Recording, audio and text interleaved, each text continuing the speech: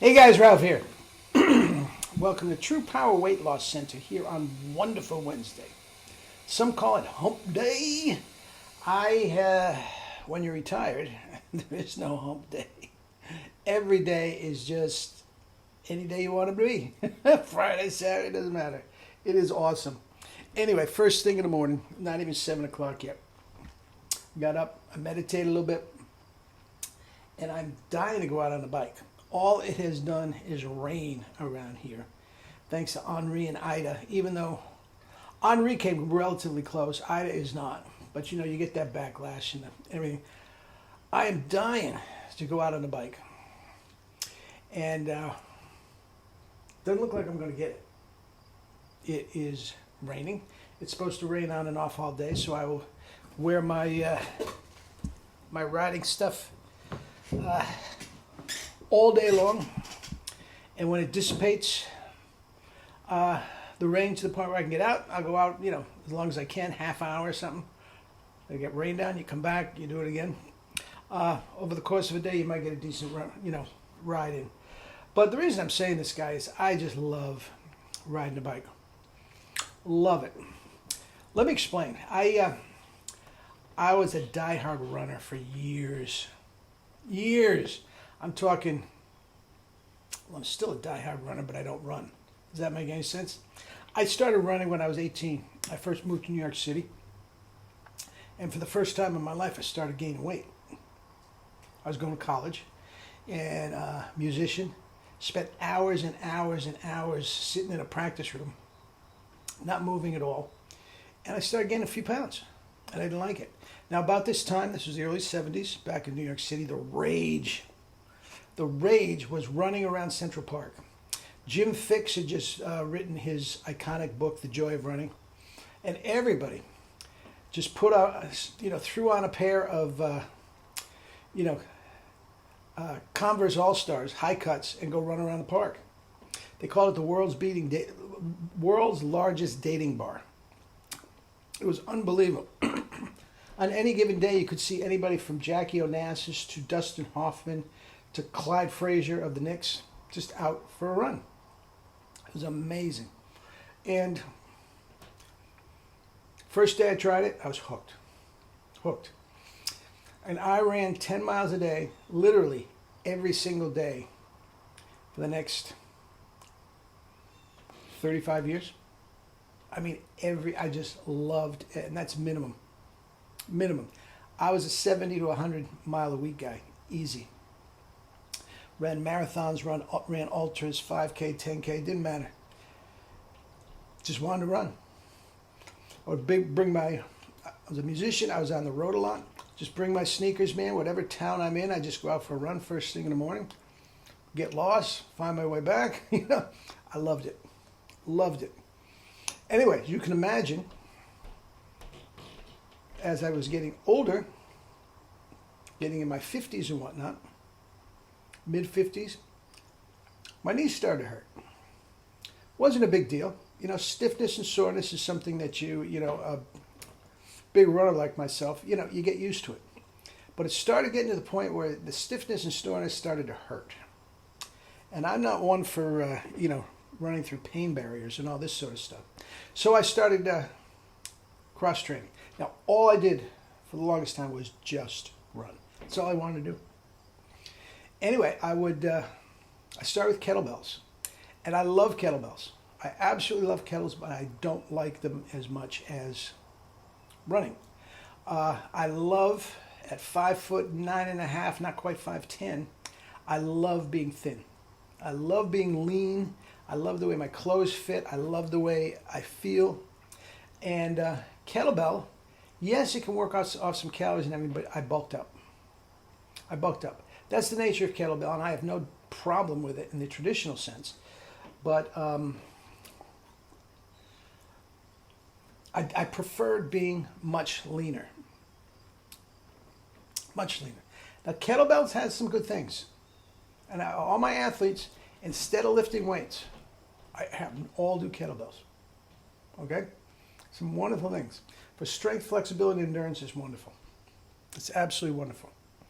But here's the deal. If you want strength, flexibility, and endurance, get my book. Either email me at the email at the end of the video and give me $10 for PayPal, or go right to the website and order PNF Max. There's a series of 39 exercises that can be done if they're done right, one right after another, 15 minutes. I have all my athletes, all my clients, all my kids, all my senior citizens, every single one of them doing them. 15 minutes in the morning and 15 minutes at night. Anyway, so I started doing kettlebell, thinking that would, and I cut back on my running. And guys, I hated cutting back on the running. I really did. And it didn't really help the knee situation. Anyway, to make a long story short, the knee situation got to a point, my left knee, where instead of being stiff and sore, and I said I can live through that, I can work through that, my left knee every now and then started to click. And anybody that's been through this goes, oh man, right now is going, oh man, I know what you're talking about. Anyway, my brother and a couple of good friends of mine both have knee replacements. And they said, Ralph, you can't mess around with that. That's bone on bone. So sure enough, I went to a sports doctor, and he says, yeah, it's very, very mild. But, yeah. Now, we can do this. We can do this procedure. We can go in and shave it down. We can, give you this injection. We get you rehabbed. And I'm thinking, wah, wah, wah. I didn't want to hear it. I just didn't want to hear it. And I asked him a question. I said, Doc, if I never run again, am I ever going to have a problem? He says, absolutely not. I says, what about this? What if I take my bike? Now, I'd started cycling by this time. What if I ride my bike 100 miles a day? Am I going to have any trouble? And he says, no. It's a completely different motion, and there's no impact. So, okay, thank you. Thank you for your time.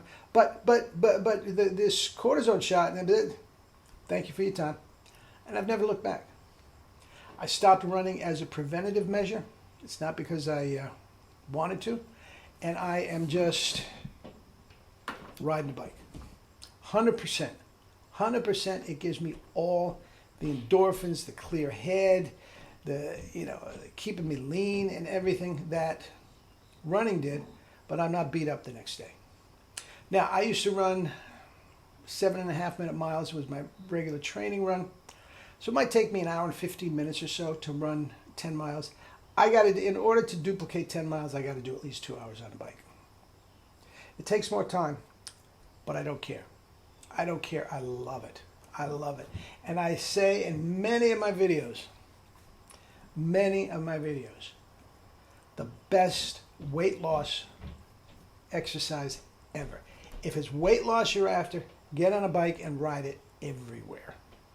Guys, for the reasons I just said, you can ride unlimited hours, work off those calories, whatever you do, and I don't believe in calories, and do it again the next day. You're not stiff, you're not sore, you're not tired, you're not lethargic. Guys, it is perfect for weight loss. As I said, kettlebells, got them right here. Guys, I love them.